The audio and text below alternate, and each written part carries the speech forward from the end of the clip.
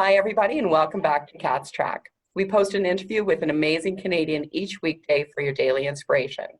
Today, I would like to introduce you to my friend, Peter Comrie. Peter was born in the same place as his last name, Comrie, Scotland. He lost his youngest son in a tragic accident 9 years ago when he was only 33 years old. Such a sad day. Part of Peter's legacy is inspired to do what he knows his son would do. Besides his loved ones, Peter is heading unashamedly, committed to making sure that he learns each and every day. In fact, ask him about his book addiction, right, Peter? Absolutely. Thanks for joining us today. Friends, you'll find his full bio attached. Peter, I'm so glad you could join us, and thank you. Catherine, you're very welcome. I've been very much looking forward to spending some time with you. Thank you. May we start with the questions that we sent your way? You can, my dear. Awesome. Okay, so the first one, what's been your greatest challenge in the last few months? This is thank you for that, Catherine. With this pandemic that we are navigating through right now, there are so many lessons that are coming out of this experience.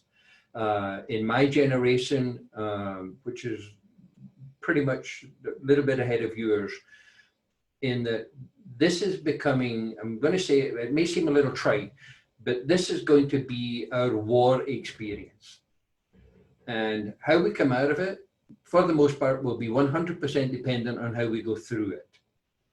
So the challenge I've been experiencing most of the last few months is helping my cohort, my clients, and those that wish they were, to understand that the decisions they are making right now are going to have long-term effects, long-term impact.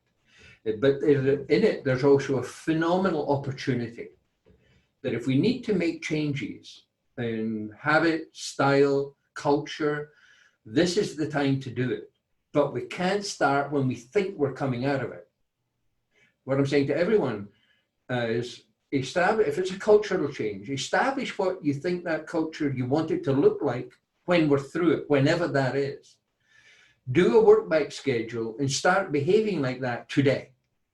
And build muscle and get practiced at it, because then all of the questions and tweaking that needs doing should be done while we're navigating the process. Love it. If we think we can start at the end of it, it's too late. Yeah. Right. So that's been, it's a daily challenge. It's one that excites me to all go out because there's no formula written for it. We're kind of making it up as we go along.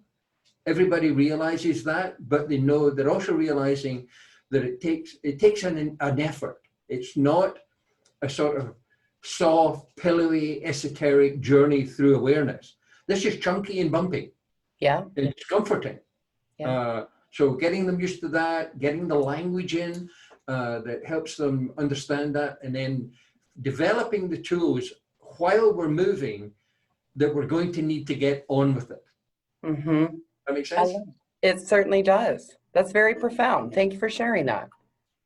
Thank you. Yeah, it's an interesting time to be here. I agree. The 3 things that you would like to share with our audience today. One, I think everyone's aware, Catherine, that we have an epidemic shortage of leadership worldwide. Mm-hmm. So here we have an opportunity, and again, as I mentioned a little earlier, going through the journey, we get to remember leadership is assumed, never granted. Yeah. We assume the position of leader and then start behaving accordingly. But if folks think that making that decision and positioning themselves as a leader and demonstrating leadership behaviors, it isn't easy. It is chunky, it's bumpy, as I mentioned, it's discomforting, but that in and of itself is what is necessary to help build the muscle, mental muscle around why we should be learning the things that we need to learn. We've got phenomenal examples of it. We can go back 100 years and pull great examples of leadership during and post adverse conditions that we can reflect on. But it's been able then to translate that into terms that are 2020 and behaviors that are 2020 with all of the technologies that we have to assist us, how do we then position ourselves? Remember, leadership is probably one of the most misunderstood things that we have in our linguistics and in our style. So if I can share the numbers with you for a moment. Sure. We've been doing the research for a very long time. What we've determined, and anyone in human resources knows this, that about 97% of the population want to be led. But they want to be led by people they trust. And the reason that we have such a high active disengagement in the workplace in the Western world, to the tune about 80-20, is because people don't trust their leaders. So we know then we've been able to determine that about 80% of the real work is being done by about 20% of the people. Right? Only 3% of the population are even eligible, Catherine, to be in the conversation about personal responsibility for the entire life experience and leadership. The Pareto principle, the 80-20 rule, kicks in again, and only 1 in 5 of them are actually doing it. 0.6 of 1% of the population. Wow. So, and I invite your audience to sort of look at their own life in their own world, and I could pretty much guarantee this, that about 97% of everyone they know is being led. 3% of everyone they know is talking about leadership and responsibility, but only 1 in 5 of them are actually doing it. Wow. So there's a lot of air there. There's a lot of room, right? And you won't be invited in. It's not a club. Remember, leadership is assumed, never granted. So we step into that role, learn about it, and then start behaving accordingly. And that's what we've done, with our enterprise and my cohort, is to help people understand the journey of that. What's the support mechanisms that are necessary? What's examples of what it looks like, considering that many of the old examples that got us here is not enough. As my coach would say, what got you here will not get you there. Yeah. What got you here. Yeah. If you keep behaving like that, guess where you stay? You stay. Right here. And that will not be enough moving forward. Yeah. I love it. So good. I knew you'd be jazzed. I love it. Totally, Jazz. Totally. It's such an exciting subject, and it's one I'm privileged to be in pretty much every day in my office and in my world. We have phenomenal clients. We have a phenomenal cohort. And as I shared with many of them just in a conversation that we were having yesterday, that these are times, Catherine, if we use it as a defining moment in our life and in our awareness and in our careers, how do we document that? How do we grow it? I'm exceptionally fortunate in my life. I'm able to go back because in my life, because I'm a pretty good curator of my experiences, and isolate some of the most significant defining moments in my life that I still hold on to dearly today because they're timeless. Yeah. I share one with you if I can. Just celebrated, it's almost just over 50 years ago that I got to read Dr. Viktor Frankl's magnificent work, A Man's Search for Meaning. And there's not a day goes by, not one, where I do not reflect on the profound lessons that Viktor Frankl was able to articulate in his work, because it touches us every single day. And here we are in 2020 with all of the things that are going on, all of the disruptions that are happening in the world today. And there are certain anchors that ground us to everything that we're doing. And it's those defining moments that anchor us to know that we're okay. Yeah. We're safe. We're grounded. We're safe. All we continue to do is do what our commitment is, and first to ourselves and then to those around us. Understand that, and then progressively move forward into the next moment, right? So one of those defining moments again is when I learned, again at a very early age, that the past is dead, the future's not yet alive. The only time we have is right now. Yeah. And right now, and right now. Stop me anytime. And right now. And right now. The only time we have is right now.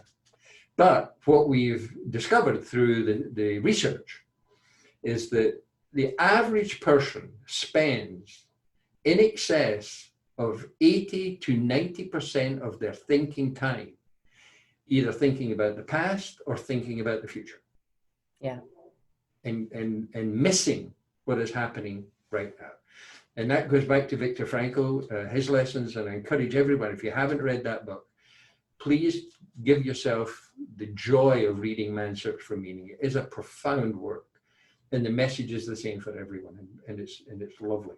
So those defining moments in and around the conversation of leadership become exceptional. Now, you did tease your readers, or your listeners rather, or viewers, a little bit about the book thing. Right? Now, I'm a book guy. All right, I'm a voracious reader, and I love, especially right now, because these magnificently brilliant minds that are coming forth today, like the Malcolm Gladwells and the Simon Sineks of the world, just touching the tip, but so many more of them. Mm-hmm. We get to dig in and get their message, because we know that those are the messages that are going to impact us in the present day, that we can build on for taking us into tomorrow very safely and securely. Right.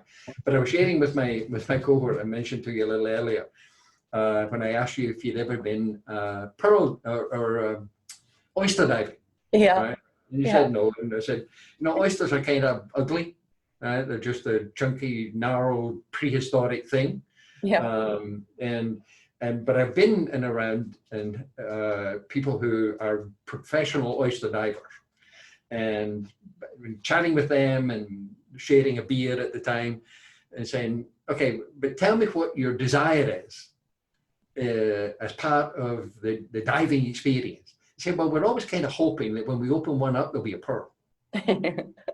Right? And there's always that desire. Right? It doesn't matter. And we know where pearls come from, obviously, and how they're made by a grain of sand, and then nature does its thing. So I'm a little bit like that with books, right? Because, they can be pretty, but for the most part, they're just lumps of paper. So I consider myself a little bit of a book shucker, right? What I want to get into to try and get the pearl. What's the pearl? And the thing I like about these magnificent writers that we're experiencing today is that they want to help me find that pearl quickly. Yeah. All right. So I don't have to read the entire tome. They're going to tease me and hint and tickle me to help direct me to where the pearl is. And the privilege that I have is creating my own string of pearls. And what do they look like? They look like language. They look like proposition. They look like suggestion, because it's the string of pearls, of lessons that we get to wear with great pride, and encourage others to do the same, that they get to wear it with great pride with what they've learned and take forward and set that example for their people. I love it. Aw, what a great story. I'm going to just call you the book shucker from now on. Thank you. I will resemble that remark. Hey, it's a new Twitter handle, Peter. There we go. I've got a funny feeling that knowing my folks, it's already taken from a conversation that we had some time ago. I love it. Anything else to add in there, my friend, or do you want to go to your... Again, Catherine, it is one of those magnificent subjects that in a world where we are, as I mentioned, so desperately short of leaders, that everybody should be seriously considering, am I doing enough? Yeah. To reflect my belief in it. Do I have the courage to step into it? If I don't, how do I learn about it? Yeah. What can I measure it up against? What are opportunities and examples of how that develops and works and builds muscle? Mm-hmm. And without question, when we are able to do that, we get to grow it. Yeah. And it's a subject that will never abate. Mm-hmm. Will always be wide open. I invite everyone to take their ideas of it and their conversation of it push the envelope, take it as far as you can. There's a lot of room out there to go play with it, and I strongly get your defining moments, get your anchors in place, know that you're safe, know that you're solid. And let me finish this way, Catherine, if I may. There's a thing I know about you to be true. Would you like to know what it is? Sure. Catherine, dear lady, 99% of everything you ever worried about never happened. Yeah, that's right. And the 1% that may have happened, you handled. You know why we know that? Yeah. Why do we know that? Because you're here. Right? Right. Right. So there's certain things we know that, 99% of everything we ever worry about never happens. We handle everything that comes at us. So we don't have to be afraid of the future, knowing that. That's right. Right? That will hold us secure, it will hold us safe, and take us where we need to go to learn what we need to go to go there. Right? So it's a lovely awareness. It's safe. Get in the debate, get in the conversation of it, and without question, the rewards of it are immeasurable. Love it. Awesome. Thank you, Peter. You're very welcome, Catherine. How about your good news or legacy story? You ready to share something around that? Well, again, thank you. It comes back again. I'm almost 70 years old. Wow, you look good. I know. I look like I'm 12. But in that, when I look at my life, my experiences have been profound. And as a businessman for pretty much all of my adult life, I've been at both ends of the financial spectrum, right? Because you can't not do that as a businessman. Right. It's going to come up. Sure. So, but it's also then a reflection of having to traverse the spectrum of everything we're involved in. That's why I call our company full spectrum leadership, not half spectrum. Right. Yeah, okay. Right? Because I wasn't smart enough to create some really cute name for the enterprise. Let's just call it what we do. Okay. All right. So it's full spectrum leadership. And that then becomes the legacy in and of itself. Remembering that we can't give away what we don't own. Yeah. Right? We can't love someone else unless we love ourselves. We can't be compassionate with someone else if we're not compassionate with ourselves. Can't give away money that's not in our own genes. But what we have out there, Catherine, is a whole bundle of people trying to give away what they themselves don't own. For sure. Doesn't work. Yeah. Right. So what I've learned about full spectrum leaders is exactly that. Like, lead it fully. And if, I appreciate that legacies can be defining, but I'm not done yet. Yeah, for sure. You have many to lead. Yeah. Right? And that was quite unwell last year, and that again was one of my defining moments in surviving that. But it inspired me to say, hold it. For every single day that it is my privilege to be on this beautiful blue jewel in the middle of space, that if we can encourage one person to take one step into the leadership of who they are and realize the privilege and pleasure that comes with that, that's enough. Yeah. That's enough. I love it. Aw, Peter, thank you so much for joining us today. I absolutely love our conversations. Thank you for having me. Thank you. Everybody, that was my friend, Peter Comrie from Scotland. Absolutely love him. Thank you so much for joining us today on Cat's Track, and we'll look forward to seeing you next time.